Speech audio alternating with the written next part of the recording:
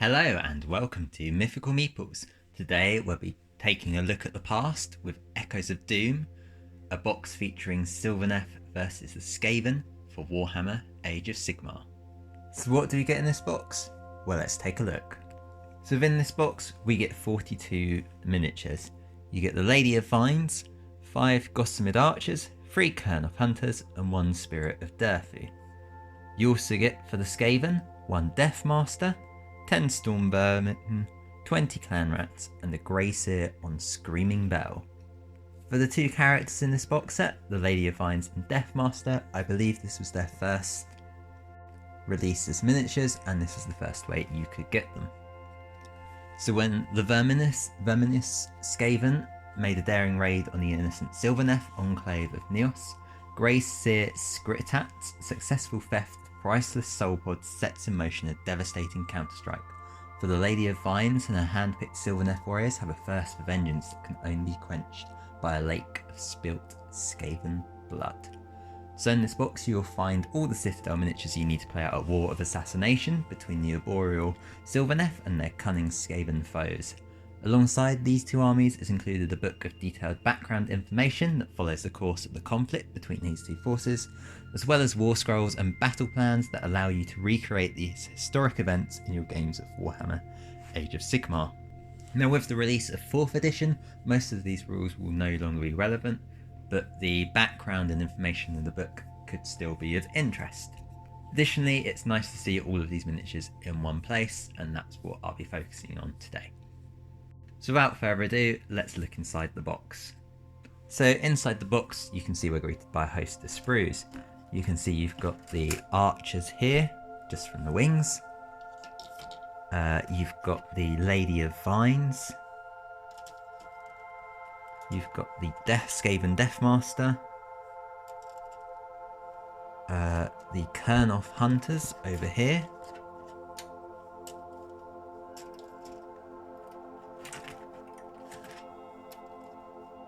The Spirit of Durthu.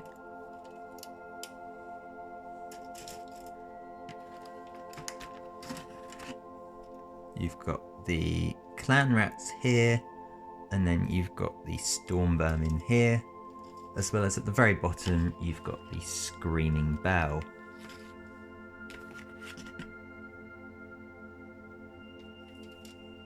At the very bottom we get this lovely poster which you can see here, and is the box art featured on the front. The back just shows this, and then you get your little rule book, and you get this little packet which comes with the War Scroll cards, Echoes of Doom book, and you've also got your assembly guides in there as well as a variety of bases.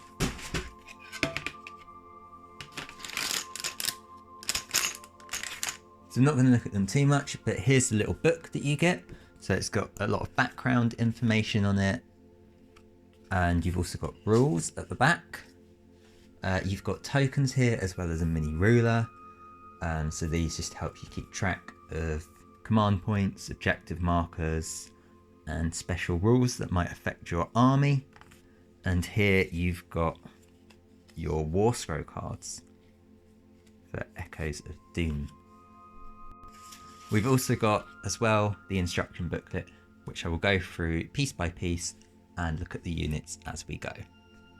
So you can see here a list of all the different sprues that you get. These I think are all the Sylvaneth ones, and then these ones are your Skaven sprues. You've also got a list of all the different bases that you get. So you get 30 25mm, 6 32mm, 3 50mm, 1 105mm oval, 1 80mm round, and 1 120mm oval.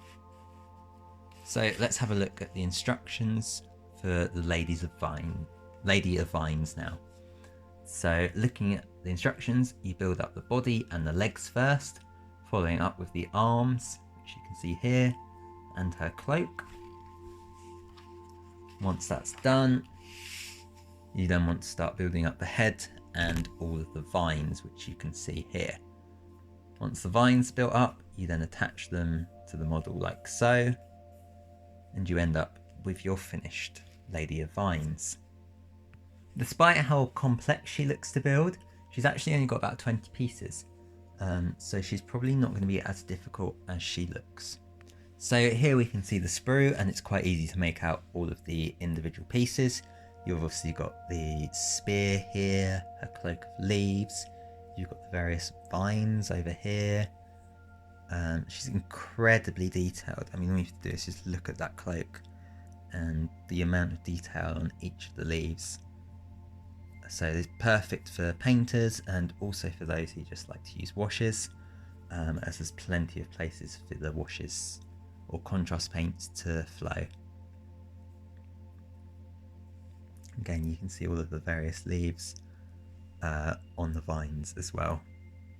There are a lot of very slender pieces like this, so do be careful when you remove this model from the sprue, like here and here, because you might snap those pieces by accident, which is what you don't want to do. In terms of mould lines, they're actually really hard to spot. I thought there'd be some on the legs and arms, but you can't really see them. Did manage to find a really faint one on the vine, but you can't really make it out. Even on the camera, you can't really see it. So cleaning this up and building this is going to be really quick and easy to do. Next up, we've got the Kurnoth Hunters. The instructions in here provide you, provided only give you the option for the bow, but it is worth noting you've also got a choice of swords and scythes. So if you look online for those, or if you've got a spare pack of Kurnoth Hunters, then you should have the instructions for swords or scythes in there. So how do we start? Well, for this model, you build up the torso and follow that up by building up the legs. Quite a lot of pieces already. You can see you're up to 11 just with this core part of the body. Once that's done, you move on to the head and the arms, which you can see here. So each arm comes in a couple of different pieces. The head comes in a couple of pieces. You've got this back piece as well. And it's a similar process for the non-champion version, which you can build with the first model. Second model, again, build up the torso, and then you follow it up by building up the legs. Once that's done, you can move on to the the arms, sorry, which you attach to the body, followed by the head and the shoulder pads, which you can see here. And again, you've got quite a few pieces for each part of the model. And the last one is very similar once more. Once that's done, you've got a few extra details you can add with these little quiverlings, I think they're called, which you can see here. And you've got these extra accessories which you can add to decorate the base as well. You should end up with 3 models that look something like this. So here you can see the sprues for the Kurnoth Hunters. Looks roughly like it's one model to a sprue, which you can see here. You've got a couple of different swords, so presumably this is the champion. A couple of different scythes over here, and a couple of different bows over here. But roughly speaking, it seems like this is one model, this is the second model, this is the third model. So let's have a look at the sprue in a bit more detail now. So yeah, you've got these lovely, again, very fine details. Lots of sort of vines and branches coming off. You've got the bark. So lots of depth to these models, which is perfect again for holding washes and contrast paints, as they really flow into the grooves of the bark. Again, be very careful with some of these pieces to how you chop them, like here, because they are very fine and spindly and could easily snap.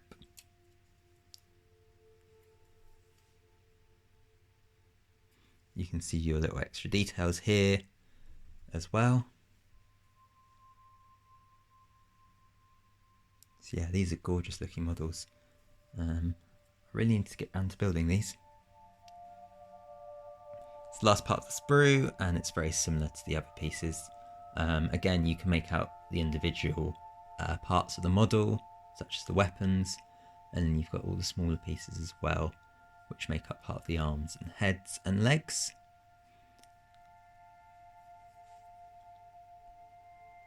Again, you can make up all the grooves in the bark, so washes and the like will be very, very useful for painting these. Looking at them, you can see the mould lines on the arm over here. Due to the posing of the model, it's quite hard to actually get a good angle. They twist quite a lot, but you can make them out. You can just about see them on the staff part of the scythe as well.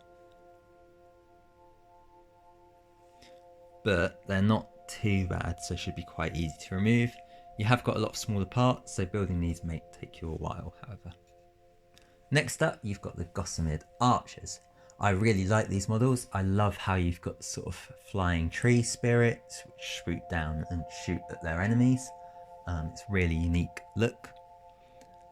So let's have a look at the instructions. Got options for a champion with your first one.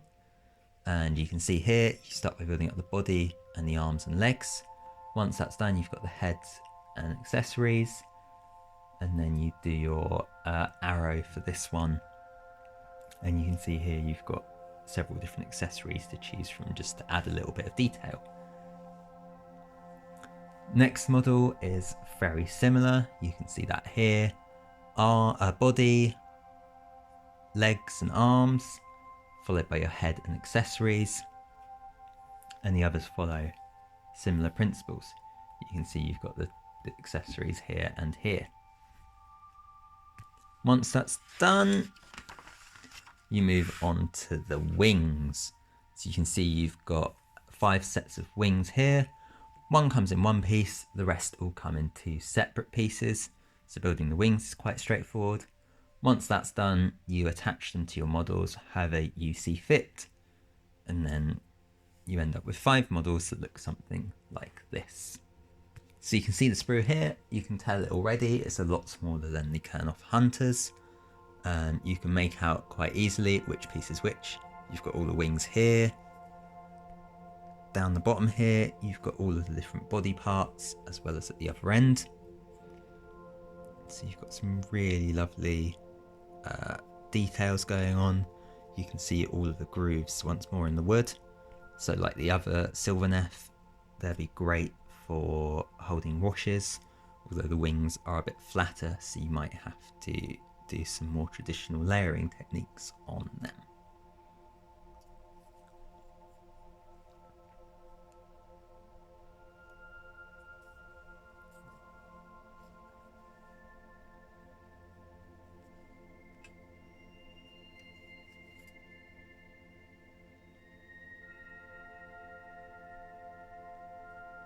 So let's have a look for mould lines now. Again, they're quite fine models, so they're a bit harder to spot. I don't know if you can make them out on the wings. They are there. Likewise on the sides of the bow as well. So they're quite faint, so they should be, in that regards, they're quite easy to remove. But given how sort of spindly things like the arrows are, you will have to be careful when doing so, just to make sure you don't break anything. So you might, in some cases, be better off trying to remove them on sprue if you can. But otherwise, quite straightforward and easy to build by the looks of it. Don't have too many pieces. You're looking at around 8 to 10 a model. And then once that's done, they're quite easy, straightforward to build, which is nice. Finally, for the Sylvaneth, you've got the Spirit of Durthu. So this can be built as a Tree Lord or Tree Lord Ancient, but you just don't get the instructions to do so in this set. For me, this won't be an issue, as I do plan on building it as the Spirit, but if you are looking to build it as something else, just look online or keep hold of your other instructions. So you can see already just by looking at this page, the Spirit has far more pieces than some of the other models do. It is much larger, and you can see just by building up the body and the legs here. So you've got the hip joint and upper legs and the lower legs. They each come in a variety, sort of 5, 5 and 5 different pieces. Then you've got the body down here, which again comes in sort of 7 different pieces. So you're building up the legs and the body. Once that's done, you're then moving on to the arms, which you can see here. Then you've got your head, which you can see here. Stick that all together like so. Finish us off with the sword arm. So here you can see the Spirit of Durthu, and just to sort of give you a comparison of sprues, you've got the Gossamid Archers here. You've got the Lady of Vines here. And then finally, you've got the Kurnoth Hunters. So they are the closest in terms of size of sprues. And again, you can see this very common theme around the Sylvaneth, with this sort of spindly parts as well as the larger, bulkier parts. So very representative of trees, which is what you'd expect. I'm going to have a look at this part of the sprue first and just have a look at those details. So again, you've got these lovely sort of ripples and folds in the bark, grooves, perfect for holding washes again. There you have got these flatter pieces where you might have to do a few more traditional layering techniques. You can see this bit down here. I really love the detail you've got. All these tiny little grooves in the material. And you can see the back here, a bit less detailed. You've got this braid. So this is part of the Tree Lord staff, I believe.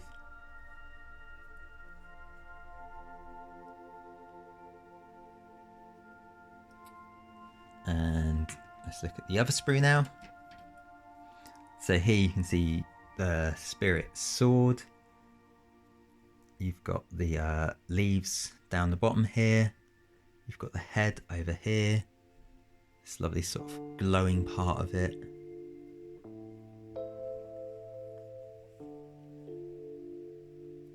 So lots and lots of details, and it should be fairly easy to assemble despite all the pieces,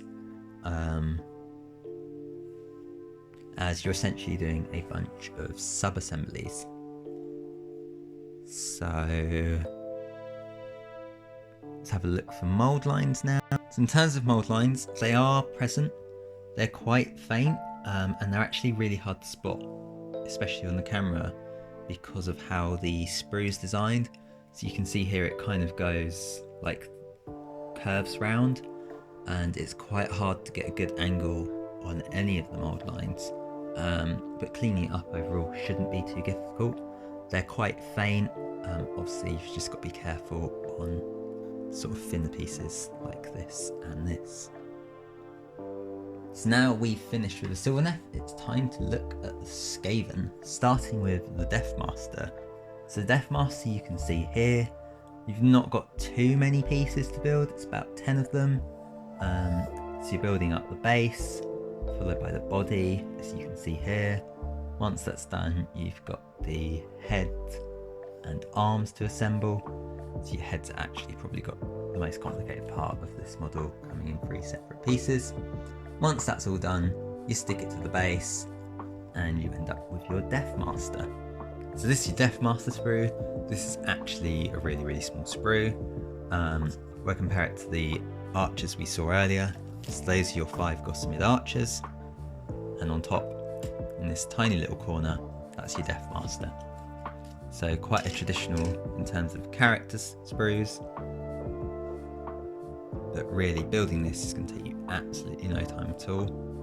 You can see all of the details just in the stones of the scenic base. All the sort of chips and grooves in the stonework. Folds of the cloak, they're some places quite subtle. Really, you only see them depending on the light.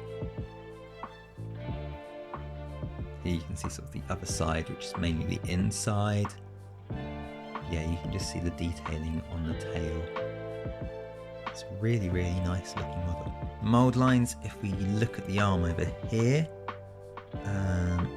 it's quite hard to get a good angle on these because I don't know how well you can see them, but they are really faint.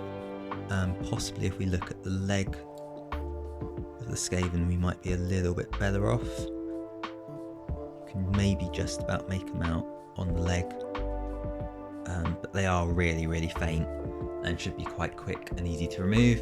So building your Deathmaster is going to be really quick and simple to do. So next in the instruction book, we've got the Grey Seer on Screaming Bell. It's worth noting you can also build this as a Plague Furnace, although instructions for this are not included in this box, but if you buy one separately, you should get the instructions for that. So what you want to do first is you're building up the chassis and frame of the Screaming Bell, which you can see here. You've got several bigger pieces, and then you've got your smaller pieces, which kind of serves as crossbeams and structure for your Screaming Bell. Then once that's done, you've got your wheels which you attach, you've got your little platform here, spikes which run along the front. Once that's done, you start to move on to the smaller pieces, like the Rat Ogre, which you can see here. And then the bell itself, before moving on to the supports for it. Once that's done, you assemble your Grey Seer, which you can see here and here. And then you've got your final sort of little accessories just at the bottom here. And you end up with something looking like this at the end. So here's the sprue for Screaming Bell. You can see the parts of the Plague Furnace here and here as well. And I think these Skaven belong to the Plague Furnace too. So it's quite easy to make out which piece is which. You've got the big sort of framework here, platforms for the models to stand on, you've got the wheels, the supports for the Screaming Bell, and you've got the bell itself as well. So let's just have a closer look at this sprue first. So you can see, despite the fact this is an older model, dating from 2009, you have still got quite a lot of detail on here. You've got all these runes around the base of the Screaming Bell, all the rivets, and again more runes up here. You've got the flesh of the Rat Ogre. You can see all the details in the Plague Furnace here, to all these ropes which help to make up the model as well. You've got the grain of the wood on the platform. So there is a surprising amount of detail just hidden amongst here that you just don't notice straight off the bat.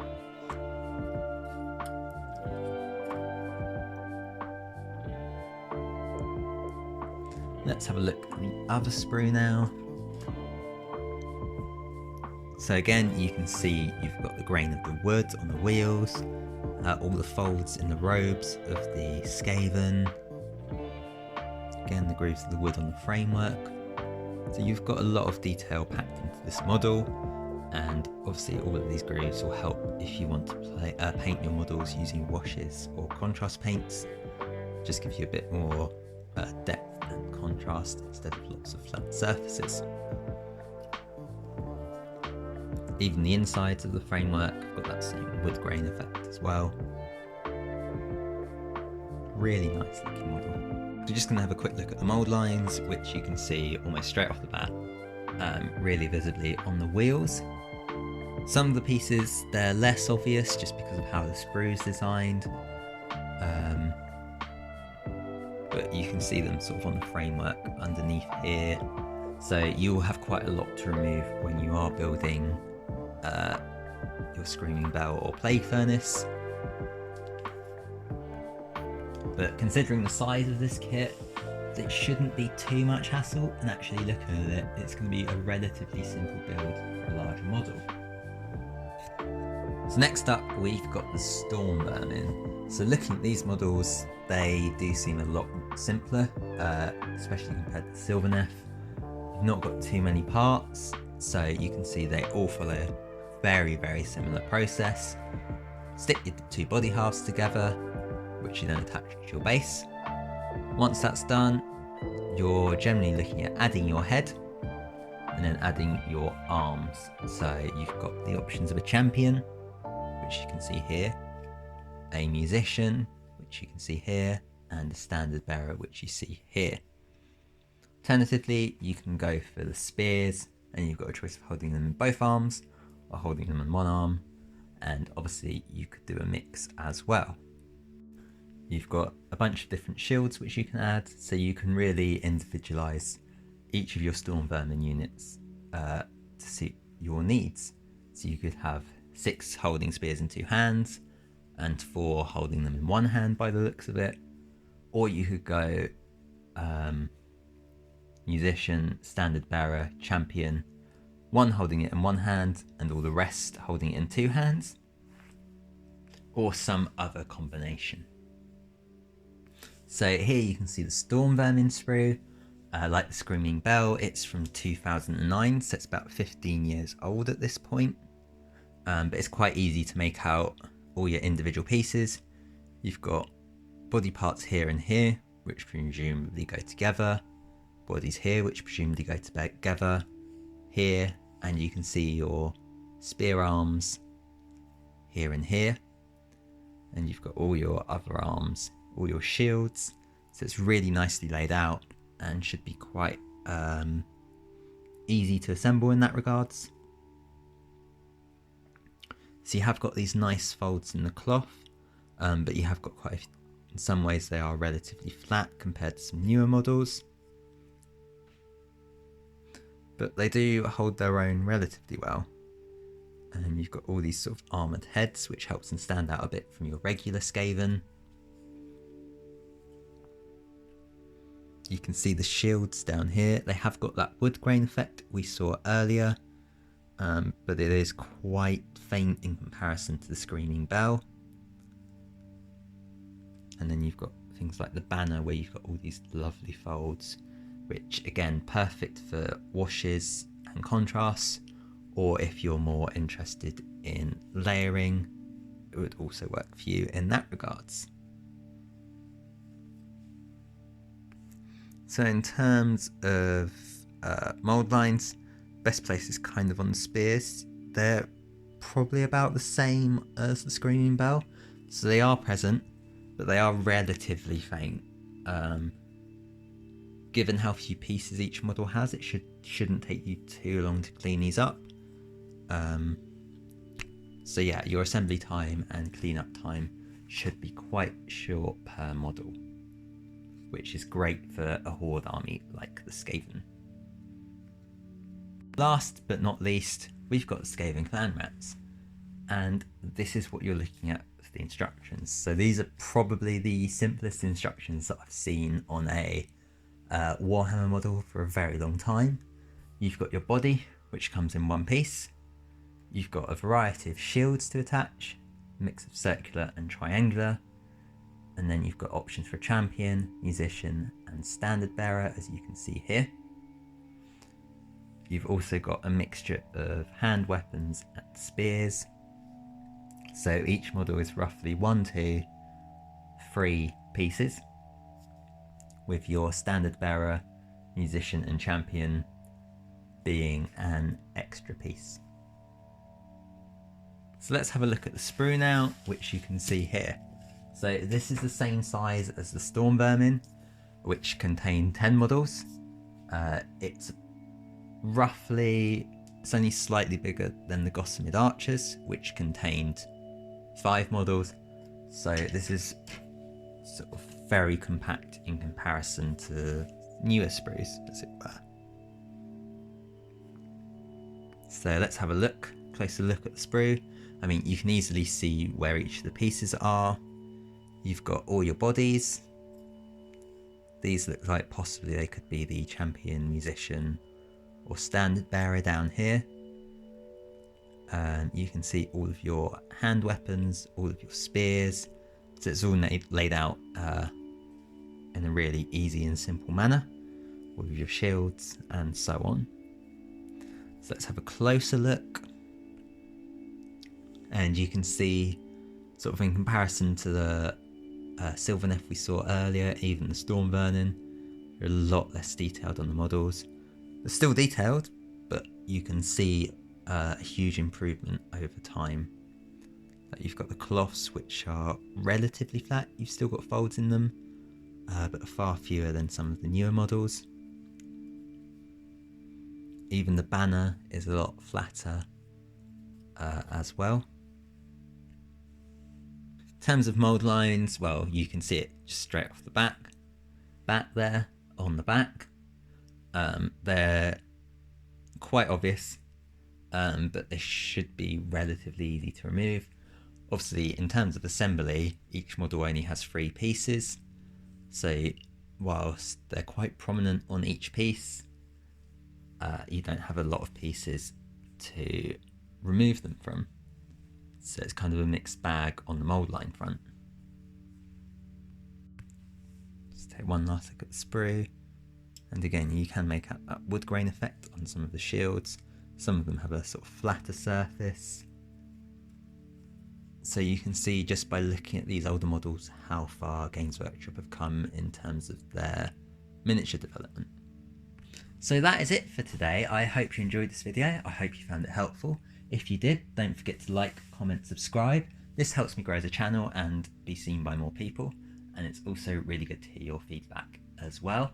If you're in the EU or UK and want to pick up your own Games Workshop products at a discounted price, then head over to Element Games. There's a link in the description below. Use that link and bookmark it. Drops a cookie in your browser, letting Element know you've come from me, and I get a 5% kickback at no extra cost to you for every purchase you make through that link. You want to support me in other ways, or just see more content from me, head over to mythicalmeeples.com, or you can support me on Patreon as well, where you gain access to sneak previews, behind the scenes, and extra content too. Once again, thank you very much for watching, and I'll see you next time. Bye for now.